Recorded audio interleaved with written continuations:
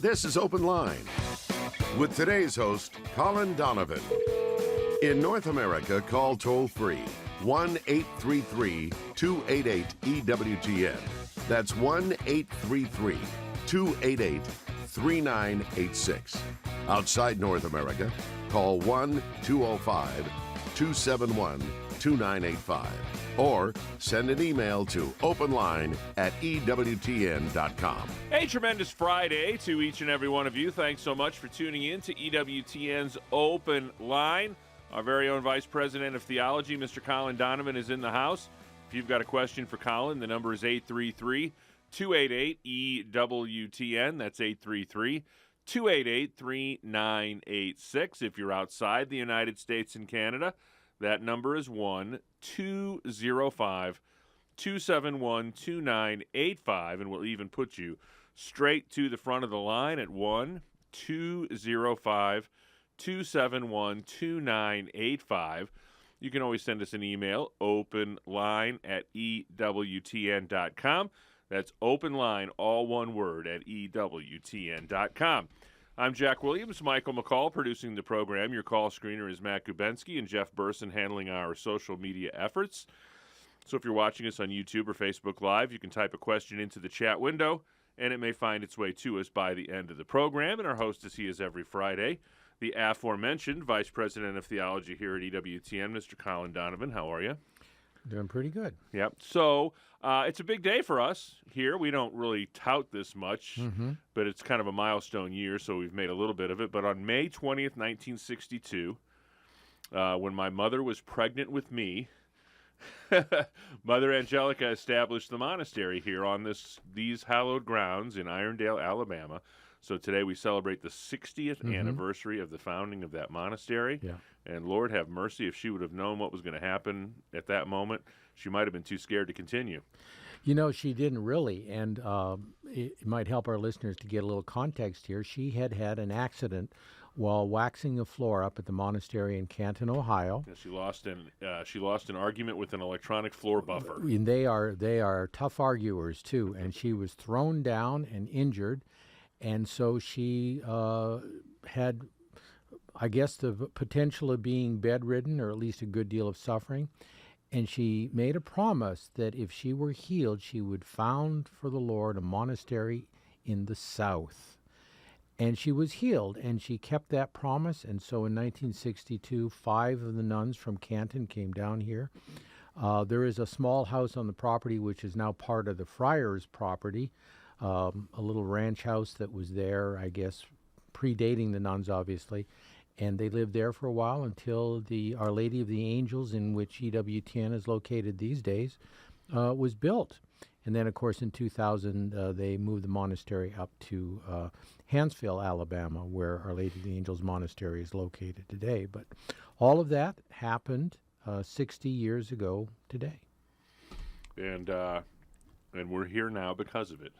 that was the impetus of it all. So what did, and it's, for, most people would not know just by listening if you haven't visited the network recently, but it has undergone transformation over the years, to be sure, and growth over the years, to be sure.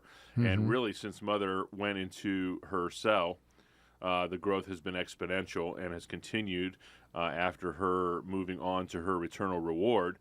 But even the surrounding areas now have not been exempt from human progress. And some people, if you haven't been here in more than a year, you won't recognize the landscape, because if you look at the four corners, at the corner of Grants Mill Road and Old Leeds Road, which a lot of people who watch the television network are familiar with Old Leeds Road, the monastery, the network property sits on one corner, and on the opposite corner, they're building an apartment complex.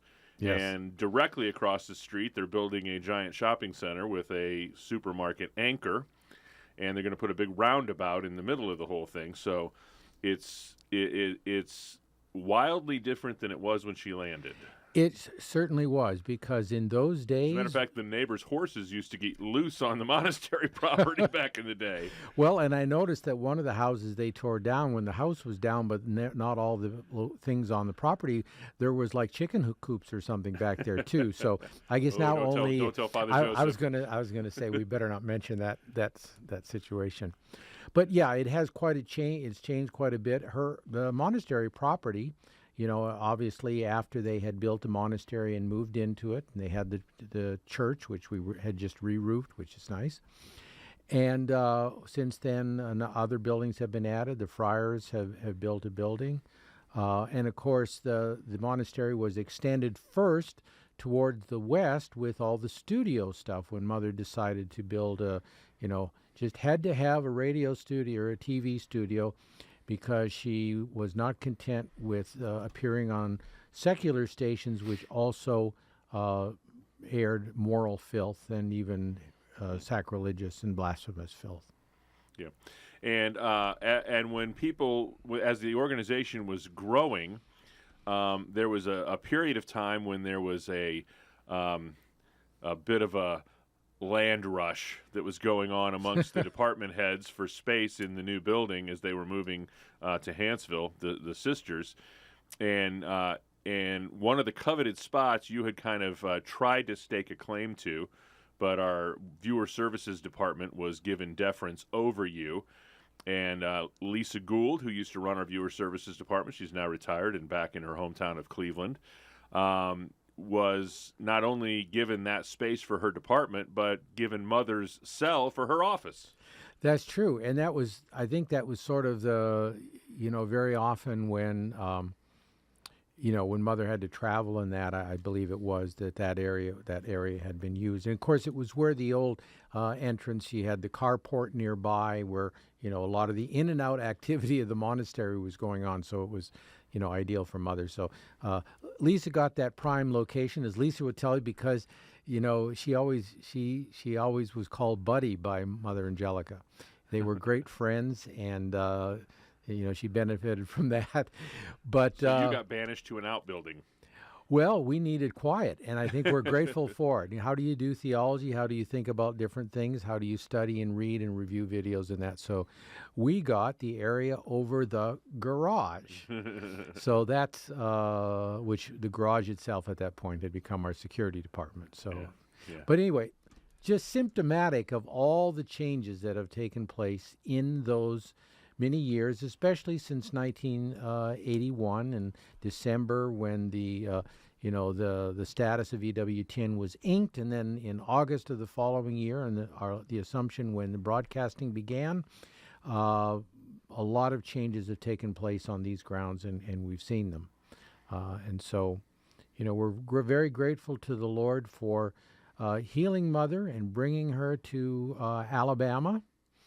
And I think what she was able to accomplish here, we have this experience all the time. You only have to say, especially the older people, maybe the younger people not, you only have to say, oh, I worked for Mother Angelica. And whether you're Catholic or Protestant or whatever, they knew exactly who Mother Angelica was. And I never got a negative reaction to saying I worked for Mother Angelica. It was amazing. And I think at different times when the sisters were here especially, but even since, I think at one point this was the number 2 tourist attraction in the state of Alabama, or at least in this part of the state of Alabama. So it shows what has been accomplished in these 60 years through her action and through her prayers. And, she was a Franciscan, but I don't think she will be offended by saying that she followed the ora et labora of the Benedictines. You combine prayer and work, and that's how you advance the kingdom, and she certainly did that. Yeah. You mentioned that. It's funny because you'll go around town in just your various comings and goings as a resident of the Birmingham metropolitan area, and there's a stronger Catholic presence in the population than there was in 1962, but it is still relatively tiny by comparison to the general population. And when somebody will find it's funny because somebody will find out that you work at EWTN, and they'll say, "What is EWTN?" And you'll explain it to them, or I don't even explain it to them. I'll say Mother Angelica, and then immediately they're like, "Oh, yeah." Yeah. EWTN sometimes gets a little bit of a blank stare. Yeah, You that's say right. Mother Angelica, that she knew, they knew her. Yeah, and it's just another chapter in the rich tradition of contemplative religious throughout the history of Christendom, and really, we won't know to the degree in this life that we will in the next life, but really the church has stood on the shoulders of the prayers of the religious since its beginning. That's absolutely true. And of course, I think the remarkable coincidence that has been commented on many times is that back in the 1200s, when Francis was establishing the men's religious orders, and his friend Clare followed him into that life, she was not able to make Mass on Christmas Day, and she had a vision of Mass taking place. And that, not quite television, was able to be affected by one of her daughters 800 years later. 833-288-EWTN is our toll-free number. It's Open Line Friday with Colin Donovan.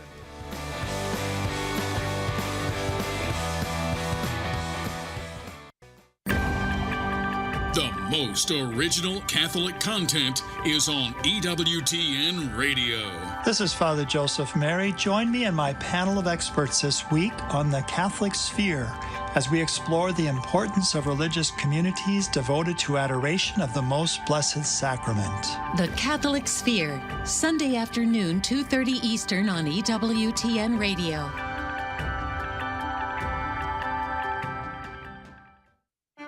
Father Benedict Rochelle.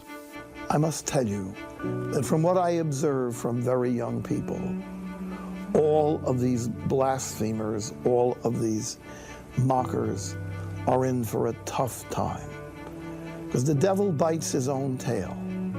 And I find among young people a growing reverence and longing for God. I find a decline in the cynicism and skepticism around, because it had to destroy itself. No one can live on being an enemy of God. It's too crazy, it's too absurd, it's too dark, it's too bleak. God is beautiful, God is holy. Why in the world mock God? The people you know and trust are on EWTN. This is Open Line on the EWTN Global Catholic Radio Network. If you have a question, call 1-833-288-EWTN. That's 1-833-288-3986. Outside North America, call 1-205-271-2985. Or send us an email to openline@EWTN.com. You may be listening to us today on a terrestrial radio station, one of the 380-plus terrestrial radio stations we have around the United States. If you're not because you don't have one of those EWTN-affiliated stations in your area, then perhaps our Lord is tugging on your heart a little bit to maybe play a role in making that happen in your area. If you would like to learn a little bit more about what that would entail and how you might be able to help play a role, then get a hold of us. You can contact Steve Splonskowski, and you don't have to worry about spelling Splonskowski. It's just Steve. So send Steve an email at radio@EWTN.com. That's Steve, and then the address is radio@EWTN.com. Couple of lines open for you at 833-288-EWTN. That's 833-288-3986. First up today is Sunshine in the great state of Wyoming, listening on Divine Mercy Radio. Sunshine, you're on with Colin Donovan. Hi. Thank you for taking my call. Sure. I was wondering, so me and my family are joining the Catholic Church on Pentecost, so we've been meeting with the priest. And when, we finish the conversation, we're all leaving, and he says, God bless you, when he says goodbye, right? Yeah. We don't really know if you're supposed to, to say God bless you back, or like what the proper response Sure, is yeah. to that? Well, I think it's fabulous that you're interested in Catholic protocol, but this is really all it's really called for here is human protocol. When a priest is blessing you in a formal way, I assume you've been to Mass and you know that there is a blessing on the part of the priest at the end of Mass or in Eucharistic adoration. The Lord himself blesses us when the priest blesses the congregation holding the monstrance or makes the sign of the cross with the monstrance.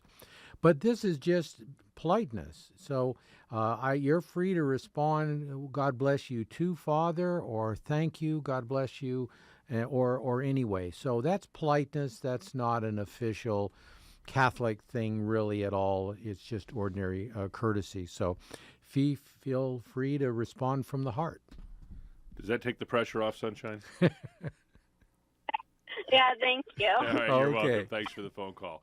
833-288-EWTN is our toll-free number. 833-288-3986. Next up is William in Cincinnati, Ohio, listening on Sacred Heart Radio. William, you're on with Colin Donovan. Hello, Colin.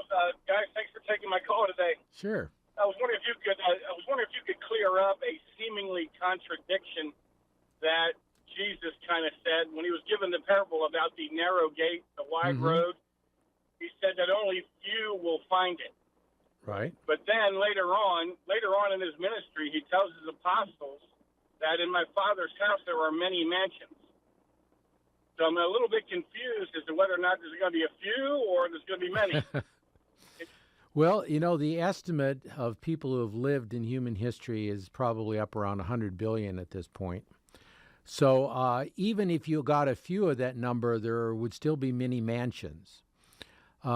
Many mansions is a way to explain the unexplainable, and that is that the degree of holiness, which measures our charity and measures our justice and many other things, the degree of our charity will be different from everyone else. The Blessed Mother, of course, the holiest person who ever lived, holier even than the highest angel. And there will be somebody, if you will, who squeaked into heaven. There will be that whatever billionth person. We hope there could be that many, but whoever is the last person to get in with the least degree of charity, but nonetheless dying in the justice of God in the state of grace. And so the charity defines the holiness, and I think in this sense it defines the mansions and the rewards. And there are special rewards the Lord talks about for he talks about the 30, the 60, and the 100-fold. There's the crown of martyrdom or the crown of virginity. We think of Maximilian Kolbe, who was appeared to and was offered both, was offered one or the other, and he took both, and he got both. So the rewards of each will be different according to their merits, according to their fidelity, and ultimately their place in heaven according to their degree of charity at the moment of death. So it's unlikely to be a few, considering how many overall have lived. But in any particular generation, you can look along and see that the many are not on the path to the narrow gate. And that's what he's talking about. In our little slice of time, where we get to decide, are we going to go through the narrow way or the wide way, we may be among the few. But when we get there, there will be the many who over the course of history have been faithful to God, and so are we being rewarded for that. And I think that sort of puts the two together from that point of view. So it's really more of a quality illustration as opposed to a quantity illustration. Right. I think it may be just simply on the temporal that as each of us looks at our time, I think we can see whether it was our Lord's. Look how few Jews followed him ultimately. In Judaism, there was the Jewish core, if you will, of the church, of the early church, but most did not. And the same can be said of the Gentiles, I think, over human history as well, as he appeals to each through light and grace and through positive evangelization, obviously.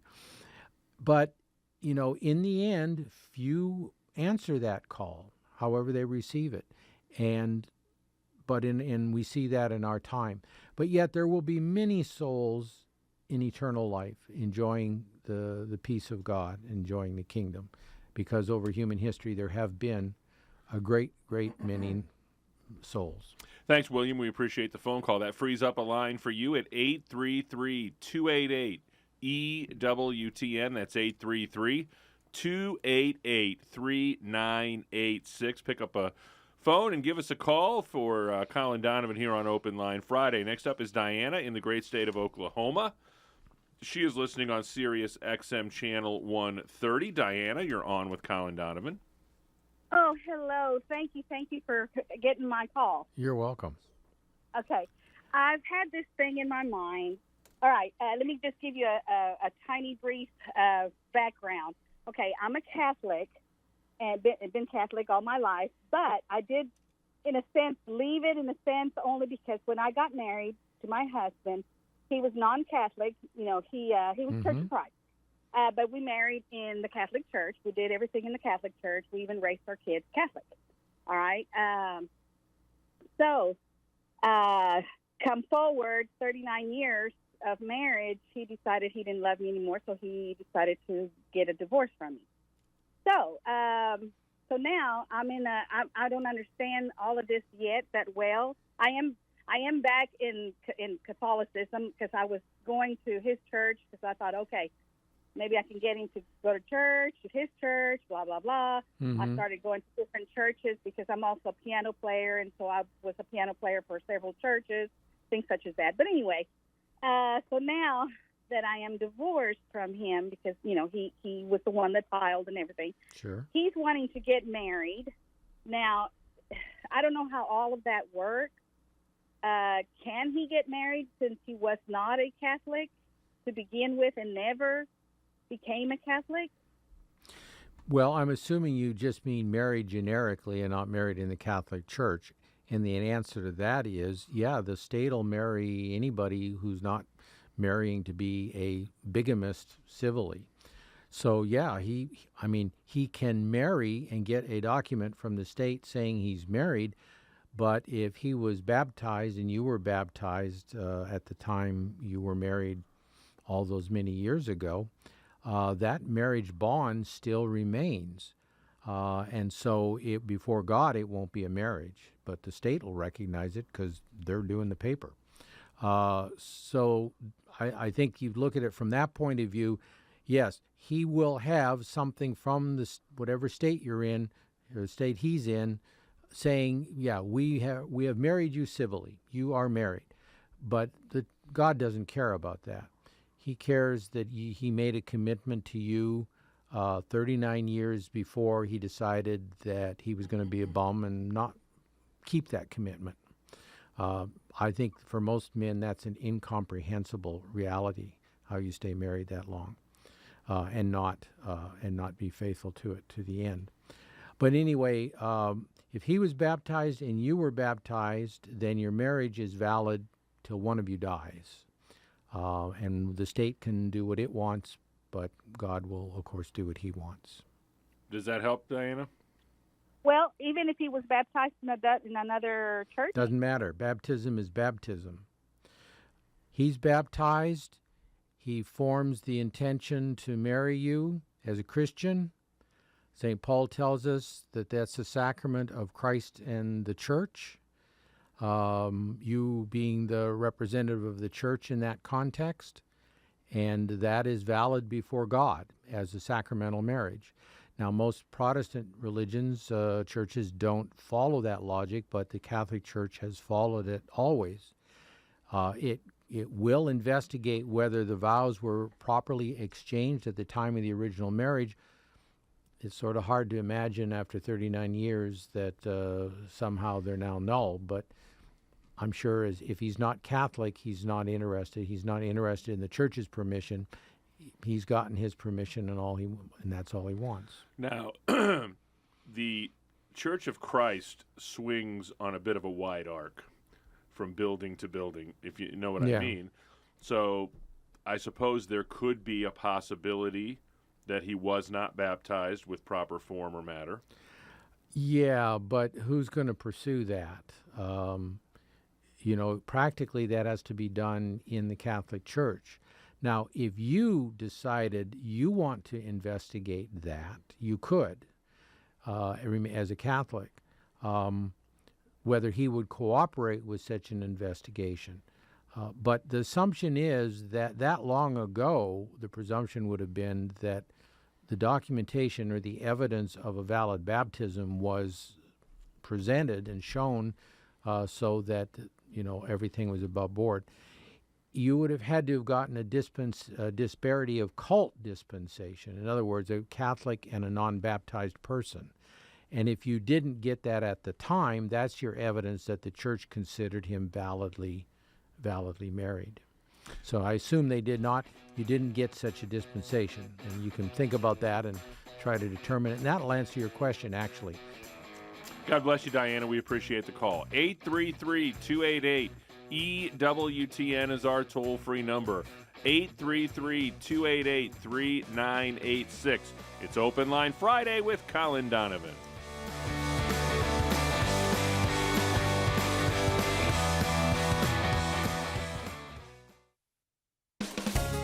This is a Messy Family Minute with Mike and Alicia Herning. It's easy to become a frantic family in our fast-paced world, and it can be hard to keep on being intentional about our marriage and our family life. We have seen that it's easy to forget what life is all about, isn't it? That's why we created a valuable tool called the Family Board Meeting. The Family Board Meeting is a simple concept. Every good company has a regular board meeting to talk about strategy, goals, direction, and changes needed. Well, you and your spouse are the executive officers, the board of your family.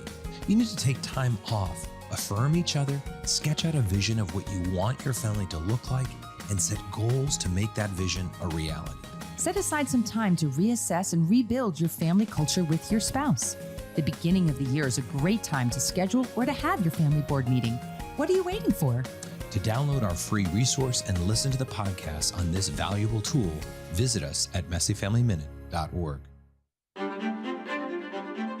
Open Line Friday is on YouTube. Search YouTube to find the EWTN YouTube channel so you'll never miss an episode of our show or any of your favorite EWTN radio shows. Thank you for all the work that you've done. I work at it and then it's like, I stop and then I start and then I stop. You've done so much and thank you for everything you do. And thank you, EWTN. I had a line that I could spread at work today from what I heard this morning on EWTN, that it took a woman to put Jesus on the earth. EWTN, helping people grow in their love and understanding of God. Monday on More to Life, miscommunication. Getting your wires crossed will help you communicate more effectively. That's Monday on More to Life. Now back to Open Line with Colin Donovan. This is Open Line on the EWTN Global Catholic Radio Network. Got a big shout out today to congratulate one of our EWTN radio family members this week celebrating their 6th anniversary with EWTN. It's WJPN 106.3 in Prince William, Virginia. Thanks to Mr. Paul Hope and his team at St. John Paul the Great Catholic High School for 6 years of solid Catholic programming with EWTN. So a big shout out to all the students there at St. John Paul the Great Catholic High School 6-year anniversary of WJPN. Now get back to class. 833-288-EWTN is our toll-free number. Couple open lines at 833-288-3986. Next stop is the Republic of Texas. Gabriella is in San Antonio listening on Guadalupe Radio. Gabriella, you're on with Colin Donovan. Hello, guys. Thanks for taking my call. My question is, so there's a verse in the Bible that talks about, doing things with love. And if, you do miracles and all these things, then you're just, you don't have love, you're a clashing gong and that. So with that verse in mind, when I do certain things, like, for example, say I pray for someone who I don't necessarily like, I know that I don't love them, if I'm praying for them, but I'm not like a fan of theirs, does that count as me being a gong? Could you like maybe expand Sure. more on what the rules are for that, please? Yeah. Well, there are no rules.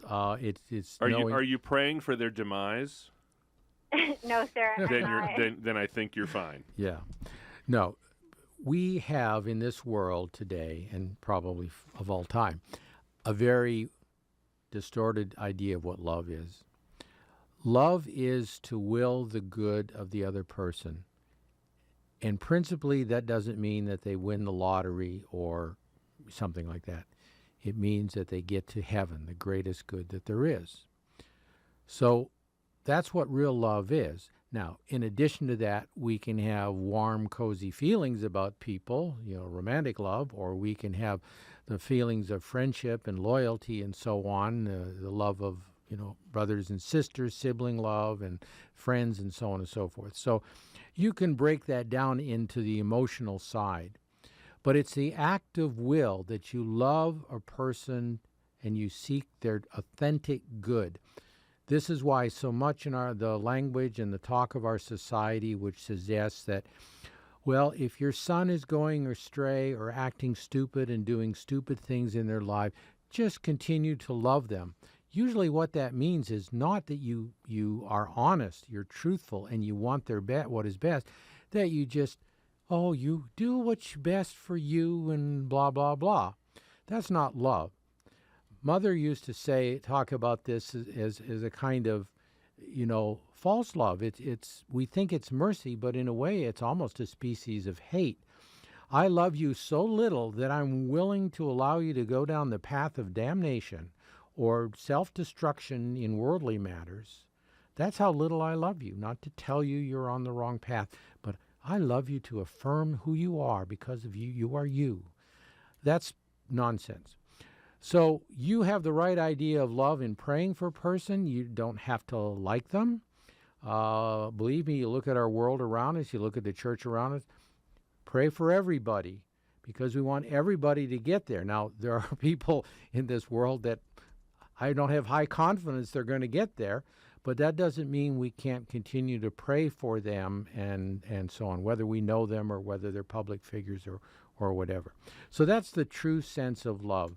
To will the good of the other, in the first place, their spiritual good, and in the second place, their material good. And that means that we clothe the naked, visit the prisoners, help the sick, and do all of those things which the gospel mentions in the Gospel of Matthew that we do. That if you do this for the least of my brethren, you do it for me.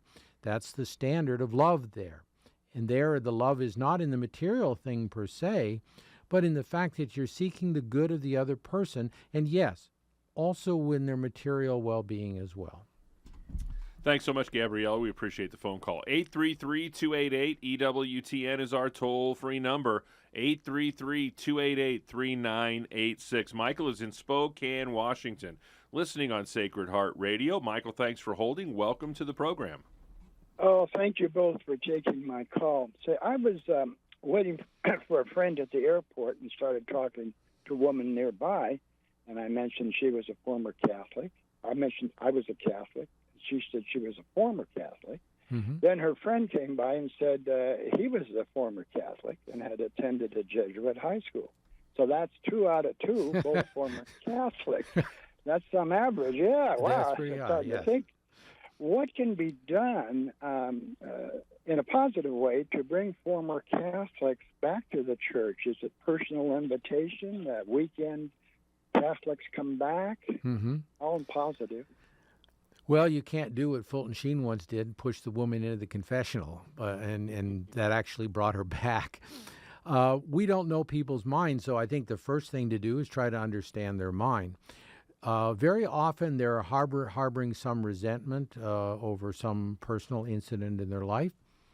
We'll ask them, why did you leave the church, or why aren't you practicing? It could be either of those, that they left the church because they disagreed with some teaching, or they had a run-in with a priest or a nun that was disrespectful of them. There can be all kinds of personal reasons.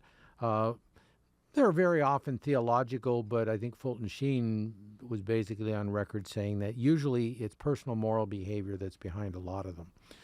And so I think engage them in a conversation. Well, why did you leave?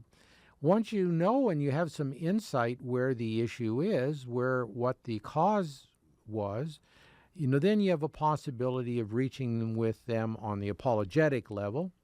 On the personal level, maybe not, but you can use natural arguments. Say, for instance, if it was a run-in with a priest, or they didn't like the bishop, or they didn't like the pope, or whoever it was. Well, you're never going to find a human institution, and the church is a divine institution, but it's sadly and unfortunately full of human beings. So we tend to measure Christ's church by the people we know and meet in the church. And that's inevitable. But you can't judge an institution. You can't judge the gospel, and you certainly can't judge Christ and his message and what he did in establishing a church and appointing pastors over it by the failings of anyone along the way. Because, after all, there is no institution on the planet that doesn't have failed persons in it. But as the Pope is always reminding us, the church is for the failed person. It's the hospital for the sick. So we want to encourage people. We need to help them, and a counselor in the purely secular situation would find out what the root cause is.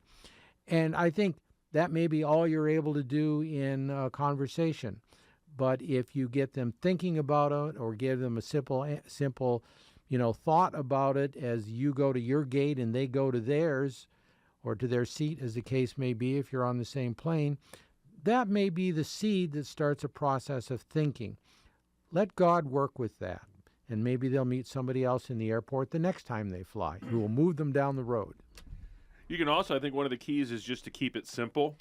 Exactly. And really, what is the one point that differentiates us from the rest of Christendom? The real presence of Christ in the Eucharist, really, right? Yeah, and if you want to give your own affirmation and your own explanation of why you love the church, that's a good place to start. Yeah, it is for sure, and that's and I think most times if you ask the question, you're going to get a response very similar to what you described, that someone did something or someone behaved some way, and generally those ways are not going to reflect what the church teaches. At that point, you can just say, oh boy, if that's what the church taught, I'd be right there with you. Yeah. But that's you should have my pastor. But he is great. Yeah, but that's not what the church teaches, and I just couldn't leave the real presence of Christ in the Eucharist over something like that. But it may help. It may not. And we trust in what in the moment we've been told in Scripture that the Holy Spirit will lead you. That's right. Surrender to that inspiration. Don't be rude. Don't be cruel in any way. Don't be judgmental. But let the Holy Spirit guide you with the words that person needs to hear. And even if they're simple, don't fret about it. As I said, it's a seed, and leave it to him to water it. Yeah. Thanks, Michael. Next up is Ken in my hometown, St. Louis, Missouri, listening on Covenant Radio. Ken, you're on with Colin Donovan. Hi. Short question is, I'd like to know if I should go to a wedding. One of my wife's relatives is getting married in June. Accordingly, I'm told, that the parish priest could not marry them until October. Well, they're not going to wait, and so they're going to have a ceremony of some kind in June. Her relative is a Catholic. He is not a Catholic. I don't know if he's of any religion or baptized or no religion at all. And I'm not sure who's going to officiate, whether it's going to be a deacon or just some standby person. And I want to know what criteria, or should I go, or should we go or not? Well, the priest can delegate that. I suspect that the reason is that the archdiocese has a norm with regard to the preparation for marriage and the time. Many dioceses say 6 months. You go to the priest. There may be some, engaged encounter or something like that to go through. Every diocese will be a little bit different. But there usually is a time standard. So for the impatient who can't wait or think that they don't need the help of something like that, then yes, they go outside the church and get married. Now, if it's not that, if it's a question of his own availability, then yes, he can delegate to somebody else, to a priest and even to a deacon. But he has to do that because that dispensation, the right to marry is with the pastor, and then others can be delegated. A priest who's in the family could be delegated. A deacon could be delegated. It could be done, for instance, when my wife and I got married, we were both parishioners at the cathedral here, but she wanted to be married up in Connecticut, and so the priest there in her former parish where she grew up was delegated the authority to do that.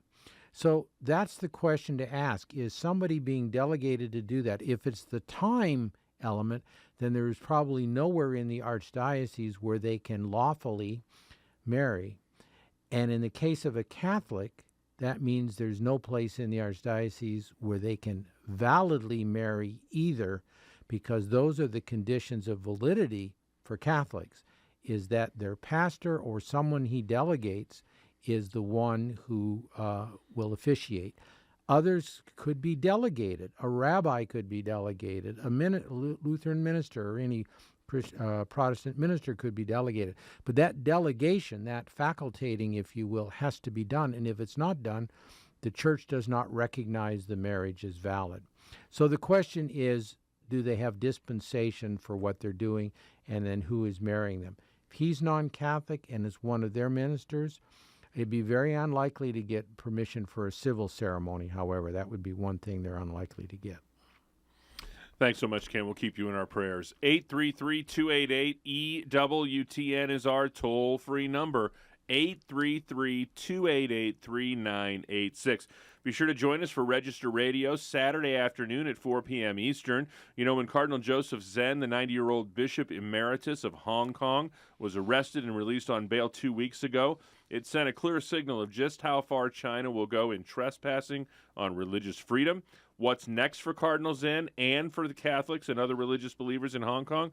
Register Rome correspondent Ed Penton brings us that story and more, including how European pro-lifers are hailing the expected Dobbs decision. It's all on Register Radio, Saturday afternoon, 4 p.m. Eastern Time, right here on EWTN Radio. Next up is Lucy in Conshohocken, Pennsylvania, listening on Sirius XM Channel 130. Lucy, you're on with Colin Donovan. Yes, hi, and thank you for taking my call. You're welcome. I actually, when you were talking to Michael, you kind of gave a little bit of what I asked. I have a great niece who was married and has 2 children, but all of a sudden it seems they want to be atheists. Were they Catholic previously? No. Her mother was Catholic, but I'm sorry. Her mother was Catholic, but she married a young man who I don't think had any religion background at all. Yeah. And so when she got baptized in a Protestant church. That was another thing. So the only thing she had was the baptism. She never really went to church as well. As long as her grandmother was alive, she went to church in the Protestant church. Not the Catholic grandmother, but the other side not of the the family, mother, yeah. but yeah. So I remember one time I bought a book. I don't know whether it was at Christmas time, and she said, "We're not teaching our children about God." And so I said, "Are you atheist?" And she said, "Yeah, maybe." So my question is, little girl's birthday is something, and I thought, do I? Well, you're in. I'm not sure how you can do that in a way that respects the parent's authority in terms of giving something explicitly Catholic.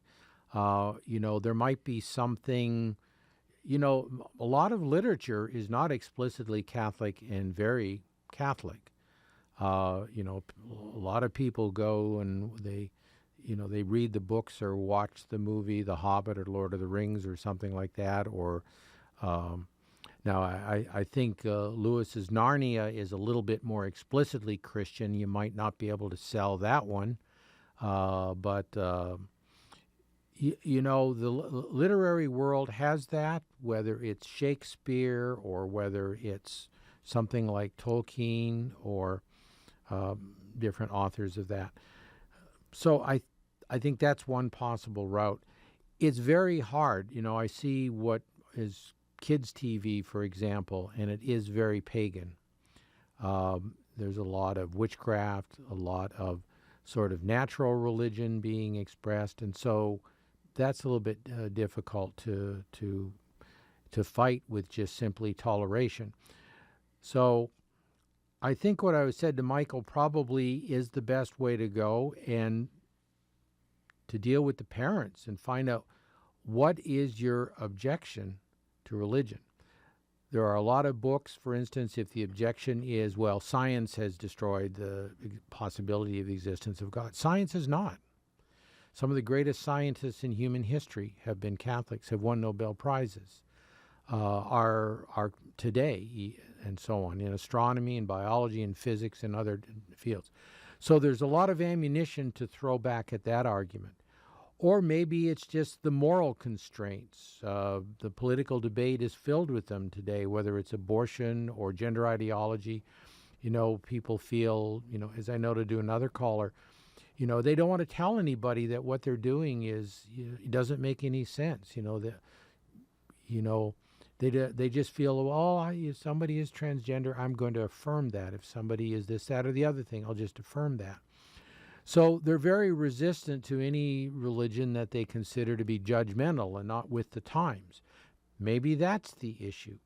If the kids are in the public schools, that's certainly the tenor of what they're being taught, is a tolerance devoid of any kind of morality or touchstone to realism, but rather subjectively, we just have to affirm people subjectively regardless. So it's going to be an uphill battle, but, go slow. You're in a better situation than meeting somebody in the airport because you know these people, you're going to see these people. Take your time, trust in God, pray about it, plant the seeds, and children will notice that. Don't think they don't notice our behavior, they don't notice our love of the Lord or lack thereof. You can always set the example of your behavior and your love of Christ, your love of the mysteries of the faith, and so on. And that's sort of an indirect way, but it can be very fruitful. Thanks, Lucy. We can probably squeeze in one more phone call at 833-288-EWTN. That's 833-288-3986. Aaron wants to know, what happens to your guardian angel when you die? Is there a St. Michael of the Hills retirement community for angelic beings? Well, they are as old and they are as young as the day God created them. So no, they are not retiring. The general tradition is that our guardian angel is uniquely ours, and they will never be assigned to anyone else. And so that is a particular and special relationship, and one we should cultivate, actually. I think so many things in my own life I credit my guardian angel with because, well, I can't explain how little old me could have brought X, Y, or Z to fruition or about or whatever. But the angel is always at your side, to light, to guard, to rule, and to guide, as the prayer we're taught in our youth says. And they are giving us inspiration. They are pricking our consciences when we don't do well. And so foster that relationship. And at the end of life, when your one and only guardian angel has you as his one and only protege, and you're together, you'll have a lot to rejoice with him about. 833-288-EWTN is our toll-free number. 833-288-3986. Very quickly, I think we've got another call here we'll get to in just 1 second, Colin. But in the meantime, is there a Catholic equivalent, Peter wants to know, to karma? Well, it's justice, isn't it? So I guess you could say. I think we all probably use that term because the culture understands it. What goes around comes around is another way of putting that. So there is clearly truth in that, and the reason it has made it into Eastern philosophy and religion is precisely it's a realistic assessment of the way the world is. If you go around mistreating people, you don't expect others to treat you well, ultimately.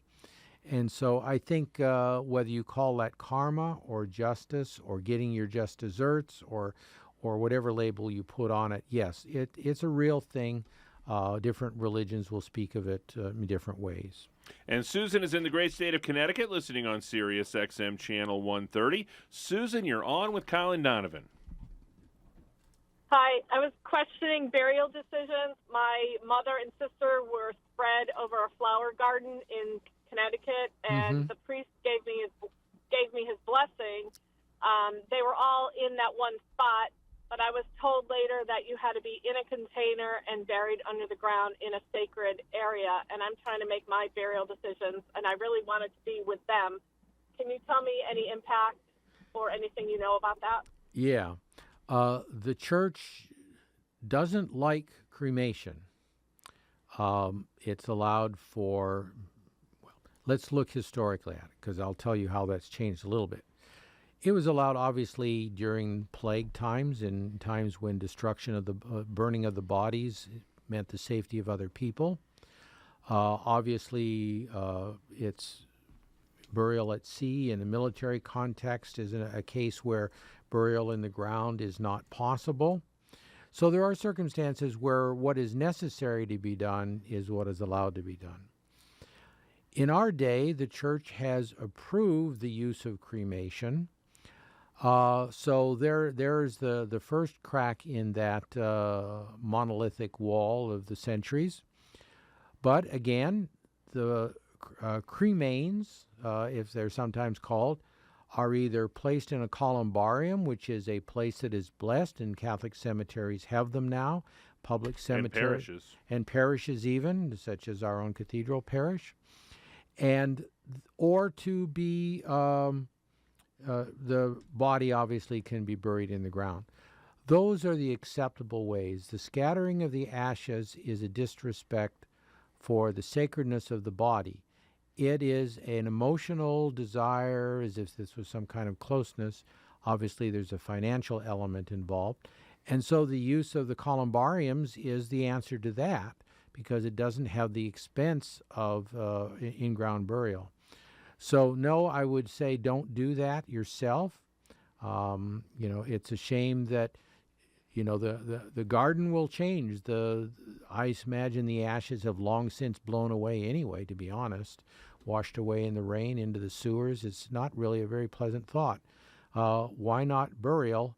And you can go there, and 500 years from now, if the tombstone is still there, others will be able to find where the great XYZ was buried. Colin, thanks so much for being so gracious with your time. Let's do it again next week. Why not? Sounds like a plan. On behalf of our host, Colin Donovan, our producer, Michael McCall, our call screener, Matt Gubensky, and our social media maven, Mr. Jeff Burson. I'm Jack Williams. Thanks so much for another great week of EWTN's Open Line.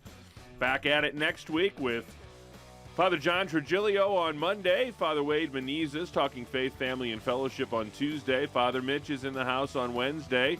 Dominican Father Brian Milady on Thursday, and Colin will be back to round out another week next Friday. Have a great weekend until we get together next time. God bless.